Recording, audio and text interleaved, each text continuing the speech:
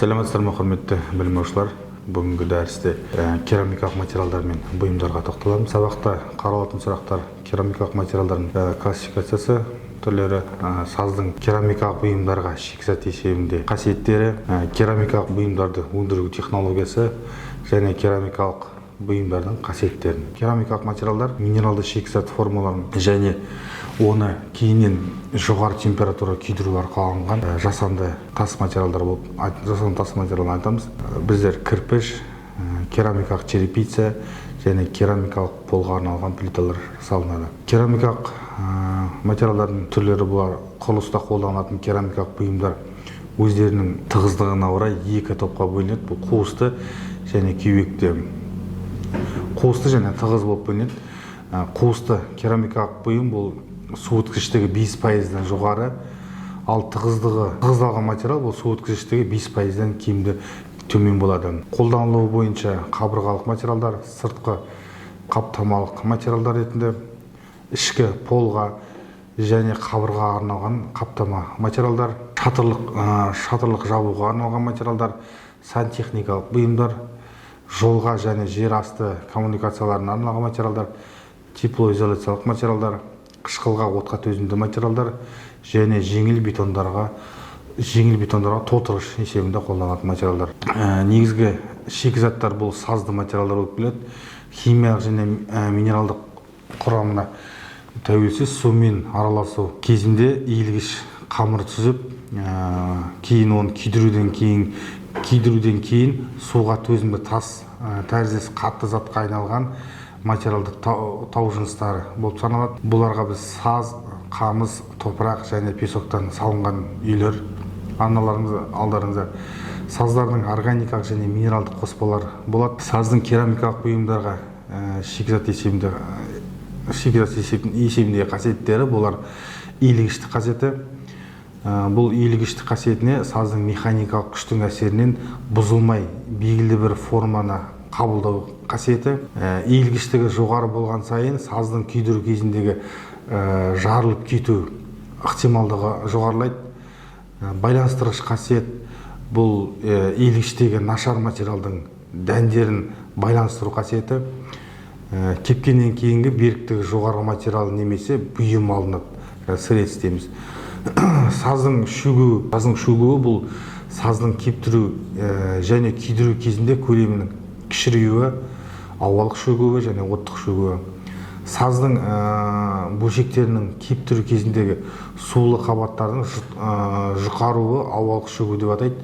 Отқа шөгу кезінде температураның жоғарылауының нәтижесінде балқыма пайда болып, саздың бөлшектерінің арасындағы қашықтықты азайтады. Керамикалық бұйымдардың өндіру технологиясы бұл біздер карьер жұмыстары қазып алу, тасымалдау және сазды табиғи құрылымын бұзып, иілімділік қасиеттеріне жоғарылатуы мақсатында ашық жерде бір жылға жуық уақыт сақталуы болып табылады. Балшықтың дайындау ол алынатын өнімге байланысты шикізатты иілгіштік сазды қамыр шликерлі тығыздалған ұнтақ түрінде формалық массаға дайындайды. Бұйымдардың қалыптау әдістері бұл бізде пластикалық қалыптау, жартылай құрғақ қалыптау және құю шликерлік массалық құрамы болады, су көлемі көп болады. Пластикалық қалыптау бұл ленталық престерде вакуумды және вакуумсыз иілгіш саздан жасалады. Бұл әдіс қабырғалық минералдар мен керамикалық құбырлар жасауға қолданылады. Ал жартылай құрғақ қалыптау әдісі бұл бұйымдарды пресс порошоктардың автоматтардың режимінде жұмыс істейтін гидравликалық престерде жасайды.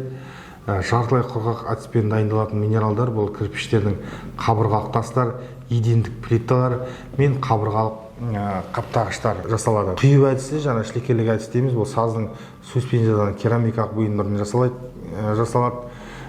Бұл әдіс бойынша үздіксіз қозғалып бара жатқан конвейер үстіндегі жоғары кеуекті формаларға белгілі мөлшерде шликер құйылады.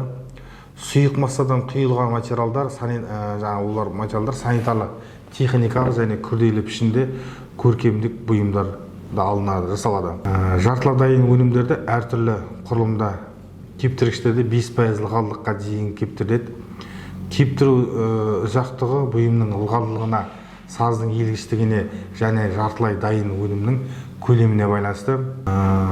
Жаңа біздің керамикалық материалдарды күйдіру және оның негізгі кезеңдері: бірінші кезең 110 градуста бос су жойылады, керамикалық масса иілгіштігін жоғалтады, бірақ қайта су қосса иілгіштігі қалпына келеді. 500-700 градуста күйдірген кезде, қыздырған кезде бұл керамикалық саздың химиялық байланысқа су жойылады, мүлдем органика қоспалар жанып кетеді, иілгіштік қасиеттері қайтымсыз жоғалады. Ал 900 градуста оңай балқитын қоспалардың балқымасы түзіледі. Балқымалардың мөлшері температура артқан сайын өседі. Күйдіру режимі бұзылған жағдайда бұйым шала күйдірілсе, бұйымның беріктігі нашарлайды, қызғылт түсі және пісу дәрежесі төмен болады. Ал қатты күйдірілсе, онда черепокта сұйық фаза көбейіп, бұл өз кезінде беткі қабатын балқытып, деформацияға ұшырап, жылу өткіштігі жоғарылайды. Керамика бұйымдардың негізгі қасиеттері бұл кеуектілік қасиеті, сусынымдылық қасиеті, беріктігі, айызға төзімділік қасиеті, сосын бу өткізгіштік қасиеті. Қабырғалық материалдардың негізгі бұл тығыздығы мен теплотехника қасиеттеріне байланысты керамикалық бұйымдардың жүктелуі бұл тиімді, шартты тиімді және кәдімгі кірпіш болып саналады. Жылудан қорғаушы қасиеттері бұл тығыздық артқан сайын нашарлайды. Салмақтық сусынымділік 6-дан 8%-ға төмен болу керек.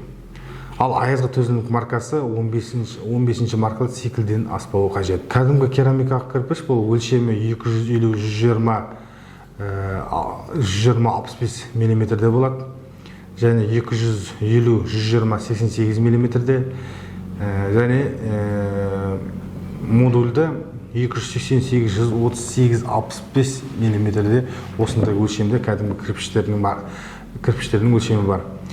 Бір кірпіштің салмағы 4 кг-нан аспауы қажет.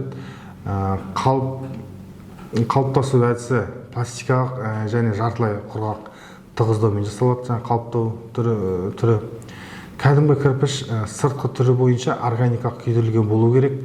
Шала күйдірумен артық күйдіру болмауы қажет. Сырт көзбен қарау арқылы геометриялық дұрыс пішіннің болуы, қабырғаларының түзулігі болуы және жарықшалардың бар жоғын тексерілмейді. Қолданылуы бұл ішкі және сыртқы қабырғаларда қалау үшін пештер мен түтін шығатын құбырларды құрылысында қолданылады.